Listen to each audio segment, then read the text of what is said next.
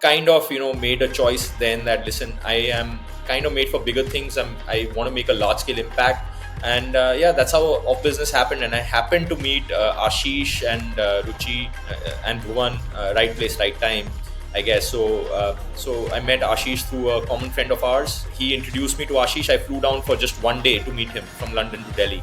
So we sat in cafe coffee day, just discussed it, just clicked. And then I was back to London on Sunday. I resigned on Monday, and that was it. Man, I had a blast with Nitin Jain.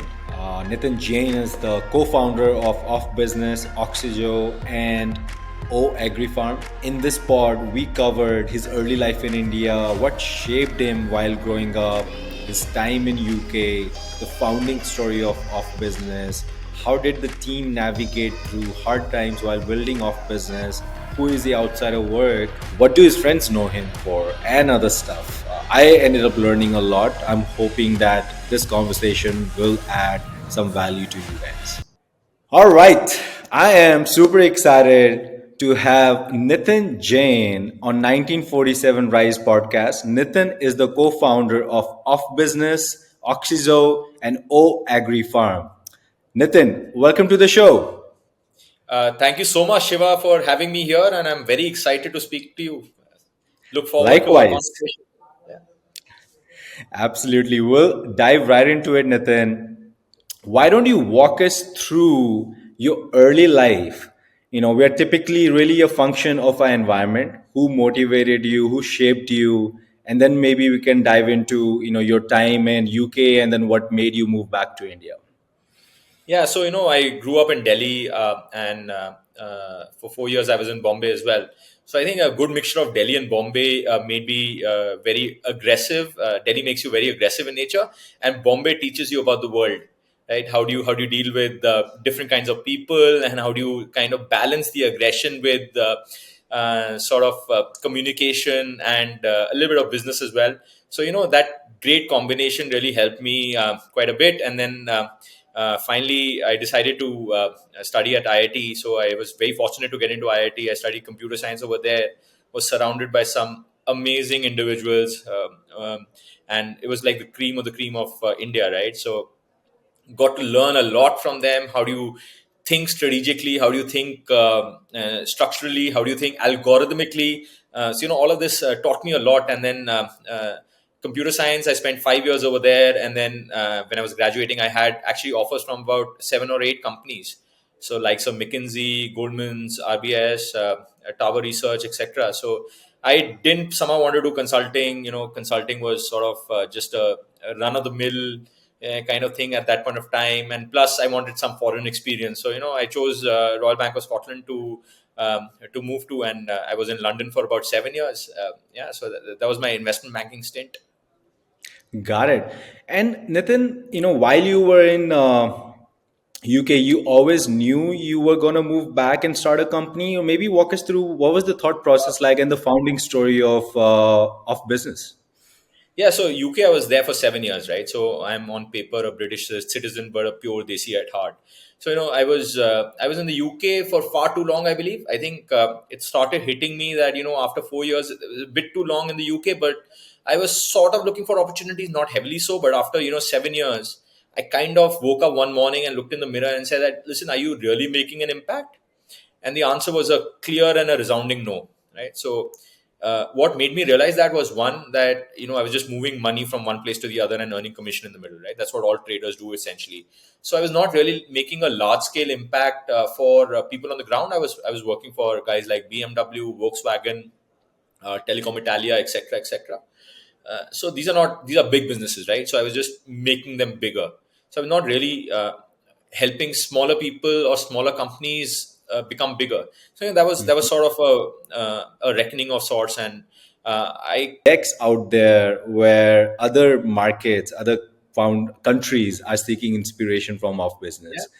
You've come a long way, but that thing didn't happen, in a few years. It's taken like 7, 8, 10 years, right? Still a long way to go. But were there seven times when years and 4 months to be exact. gotcha. And Nitin, were there times where things were not going in the right direction? You thought, man, I don't know what we got into. Is it even going to work out? And That how were happens you every day. able to? Yeah. That happens every day. Yeah. But would love to maybe if one or two things you can really remember, and how were you able to navigate through those difficult phases? Yeah, as I said, ideas and anything else is not important. What is important is the support system that you have around you. So you need to have a great founding team. You need to have a great family who backs you no matter what. And I think that really worked. So it was around November 2016 when we were very close to running out of capital, right? And there were about rejections from close to about 50, 70 VCs. I can't even remember the number now, but they just didn't understand the business model, and because there was no comparable to anywhere around the world or the globe. Uh, so there it took us a lot of convincing to get our next backer on board, which was Zodius, and they backed us. And after that, we just flew. So that was a very difficult time, but we just stuck together. And all the founders came into the room and said that no matter what, we're not going to pivot. We're not going to give the VCs what they want, but we'll actually convince them that listen, what we're doing is the right way to go about it. And then after that, we really grew.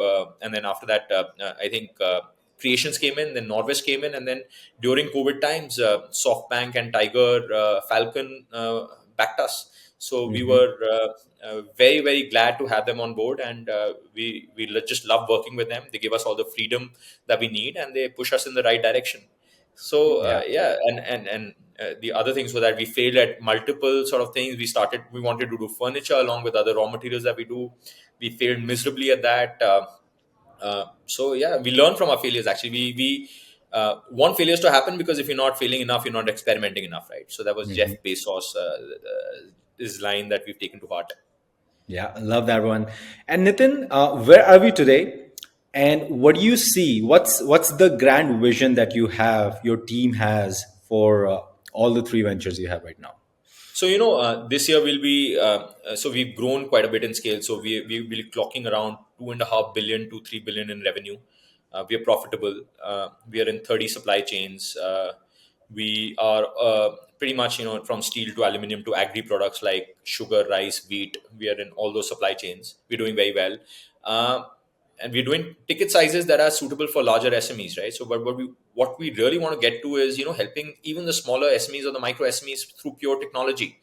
Once we get to the real Bharat, as they say, once we get to those chunk of SMEs that do not have access to normal services, that'll be the real impact that we would have created. So I think that's next for us. So we want to help the real uh, uh, smaller businesses, so people who, let's say, have got 1 crore turnover or maybe even 50 lakhs turnover, and we want to enable those. At the moment, we're sort of working with 20 crore above SMEs and helping them become bigger, but we would really want to work with the real Bharat.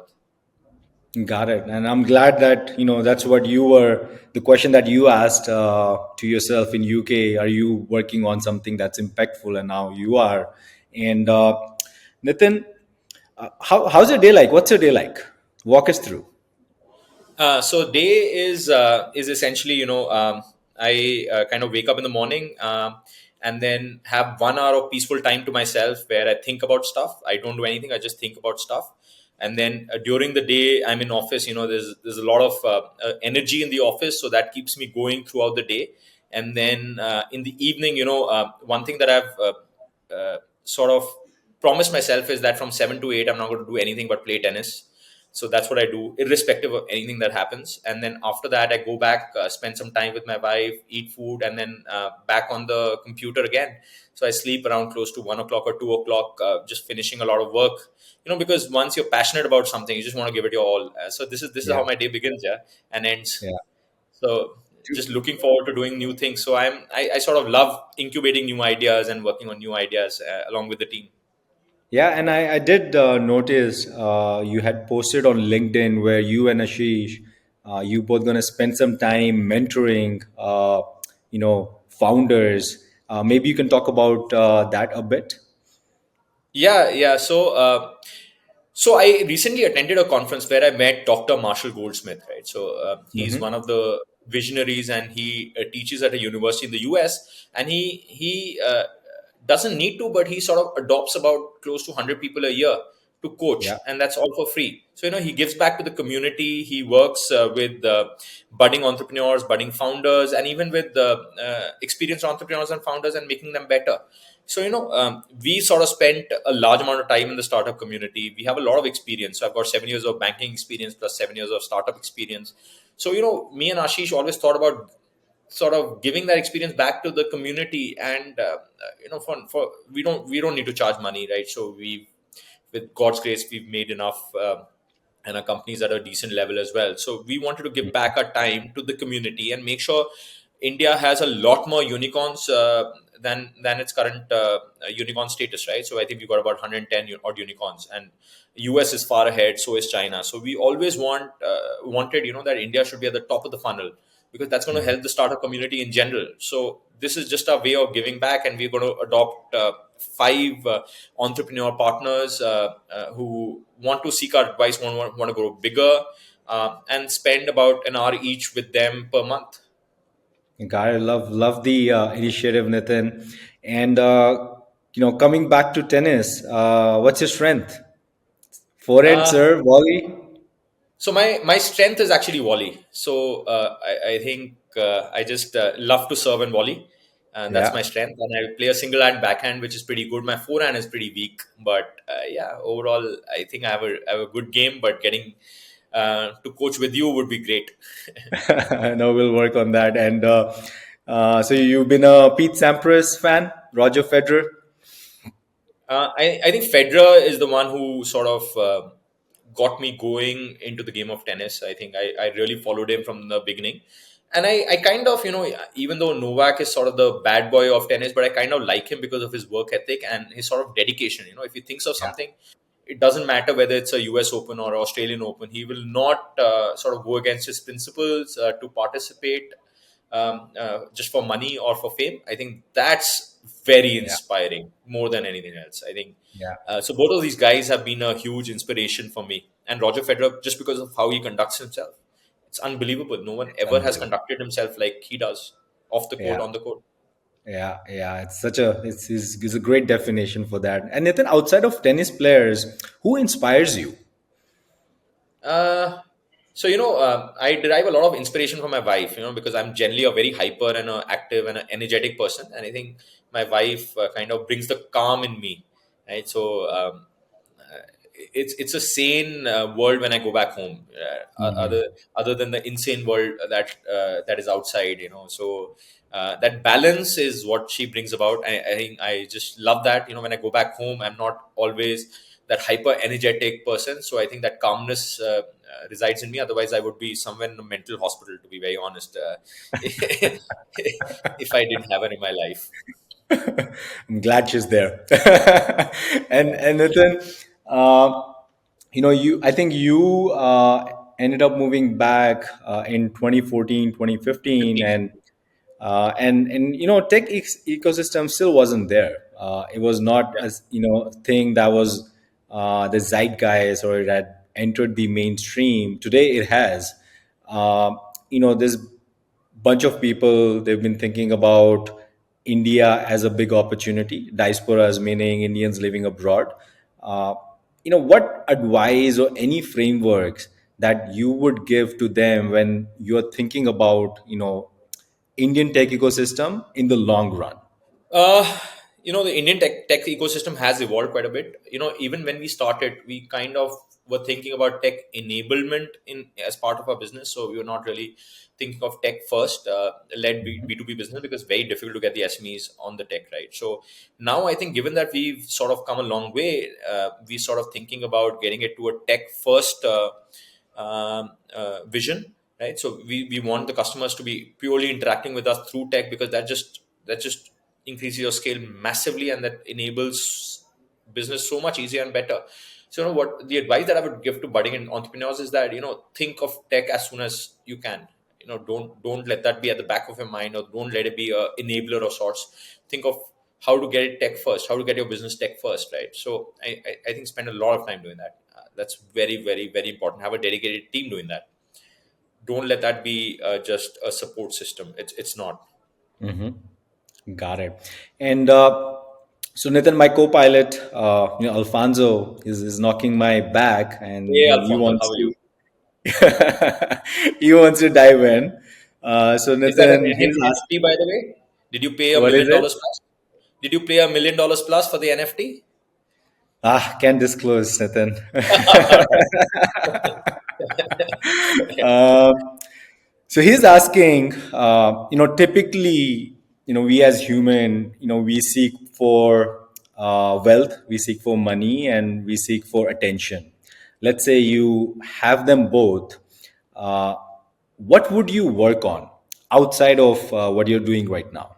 Let's say if money and attention are not needed anymore, what would you work on? Yeah, so as I said, working on. So I love giving a lot of gyan and my experience, my personal experiences, right? So gyan is taken as a negative word, but I don't think it is, right? So Yeah. whatever knowledge I have and whatever I know, I'm very happy to disclose. So people ask me, would you be comfortable asking this question? Would you be comfortable asking that question or answering that question rather? And I always tell them that, I'm comfortable answering everything and anything you want to ask. Absolutely no holds barred. So I think I would love to. I love to speak as well. So this is something that I want to do as well. Tell people about my experiences if I can help in any way. So I've gone through a lot personally and professionally. So if I can help in any way, I would love to do that. So that's something that I'm quite passionate about. Got it. And Nitin, how much of your success would you attribute to luck and why? So luck is everywhere, right? So had my friend not introduced me to Ashish of business, would have never happened for me. It would have happened anyways, right? Despite me, and it would have still become successful. So I think luck is very important, being there at the right place at the right time. But at the same time, you formulate a little bit of your own luck as well, right? So you say that we were lucky in getting to a $6 billion valuation. Yes, there was a decent amount of luck involved, but at the same time, we all worked our asses off. So I think so if you keep working hard, you'll get luckier. I think that's another quote that I picked up from one of uh, the great guys out there. But I think the harder you work, the luckier you get. Yeah, That's what I believe love in. that Yeah. one. Yeah, harder you work, the luckier you get. And Nitin, I had two conflicting questions coming. I had a good one for you. Yeah. So I forgot to ask Nitin. I think in 2016 or 17, you were fundraising, you were running out of runway, 50, 60 VC funds had passed, but Zodiac ended up investing. Zodius. How was Zodius? How was the feeling like? What was the conversation in the war room post that? No, post that we just felt a little bit validated, but at the same time, we had a lot to prove. So I think just because the funds came in, we couldn't sort of just sit back, relax, and we said that listen, they've sort of backed us. Now we need to really prove that this works and this works really well. So after that, there was no looking back. I think we scaled like for 5 or 6 months straight. We scaled like 100% month on month, and that was massive for us. I think we continue to scale a decent level, although not at that level, but we still managed to scale uh, a pretty decent level. Got it. So it was like, got a shot here and now let's go back to work and prove it. Yeah, yeah, absolutely, yeah, exactly. And Nitin, what's your relationship with money? Uh, so it's a very interesting question. Never really thought of it, but I think money is just a resource like anything else in life, right? So obviously, I don't despise wealth. That's very important. I think one should never do that because then wealth will evade you. I think it's important as a financial security, but you should use it as a resource like everything else, right? So your health is also a sort of a resource that you should use very well and harness very well. So is money, and so is any other relationship in your life. So I treat it as a relationship of sorts where uh, you need to you need to be very careful about how you deal with money, like in any relationship. So you have to think about it a lot. You can't just take it for granted, like in any relationship. So yeah, so it's like a relationship that I have, any other relationship with my father, mother, wife, money is also just like a relationship. Mhm. Yeah. And with my health Got it. also, I have a relationship, right? So I need to keep myself healthy. Then my health will support me in doing things better. Otherwise, if I don't work hard on my fitness, I'll keep feeling lazy in office, and then my productivity will not be very high. So it's like a resource and a relationship. Got it. And in terms of health, Nathan, anything that you recently changed that's been helping you? Oh yeah. So 1 year back, I took up tennis. I think that's changed my life completely, right? So I think I encourage everyone and anyone out there who's listening to this podcast to take up a sport, or just take up exercising. So why I took up the sport is because I generally sport helps me engage my mental side as well as my physical side.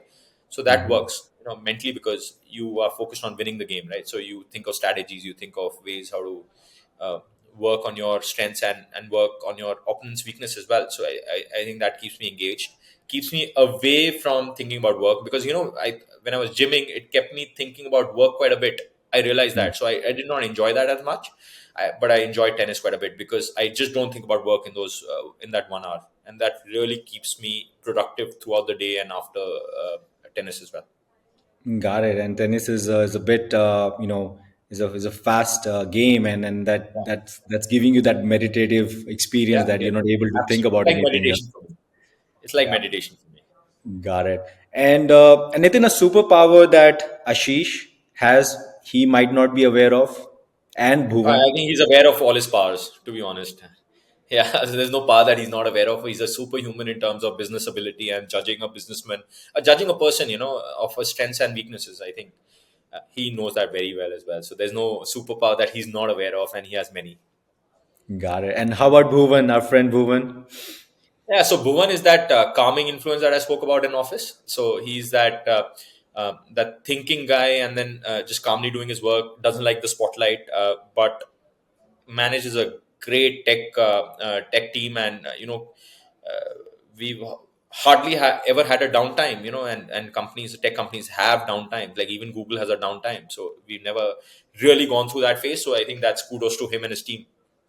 Yeah, is the machine there. Yeah, yeah. Uh, and Nitin, we know you because of as a tech entrepreneur, banker. Now we got to know a little bit about outside of work as well, which is tennis. What do your friends know you for? Who's Nitin for them? I think it's loyalty, and I don't know if they believe that, but I think they know that I have a decent heart, right? So I may be very hyper in office, and probably end up screaming at one or two of them, but they know I have a very good heart, and then at the end of the day I will make up with them, and take them out for a quick treat from my side. Yeah. So Love yeah, it, love they it. know it for that. Love it. Nathan, thank you so much for doing the pod, coming on the pod, making the time. I had so much fun. Thanks a lot. Thank you so much. I had really good fun as well. Thank you so much, Shiva. All the best for your podcast. Thank you. Thank you.